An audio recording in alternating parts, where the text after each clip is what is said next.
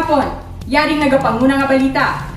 Iloilo City magapabilin sa General Community Quarantine halin Oktubre 16 tugtog 31 kag 95% sang Iloilo Hotel Restaurants and Resorts Association members ang fully vaccinated na. Sa rekomendasyon sang Interagency Task Force, magapabilin sa gihapon ang syudad sang Iloilo sa General Community Quarantine halin Oktubre 16 tugtog 31. Ginpasalamatan naman ni Mayor Jerry Trias ang IATF sa pagpanubo sang quarantine classification sang syudad. Apang, bisan ginalugan na ang quarantine status sa Iloilo City, magapadayon sa gihapon ng mabaskog nga kampanya batok COVID-19. Panugyan sang alkalde sa publiko nga strikto sa gihapon nga magsunod sa minimum health protocol agud sa bulan sang Nobyembre, posible mas mapanubuan pa sa Modified General Community Quarantine status ang syudad. Magapagwa naman sang bago nga pagsulundan ng lokal nga panguluhan tuoy diri.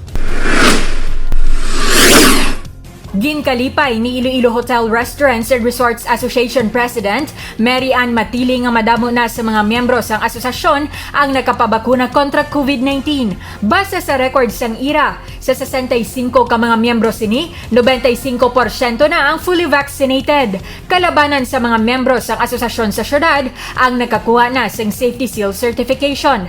Patimaan nga hilway na mag-dine-in sa kalabanan nga mga kalan-an sa syudad sang Iloilo. Sa listahan sang Iloilo City Government sa Oktubre 9, dugang nga 40 ka mga business establishments ang ginhatagan sang Safety Seal Certification.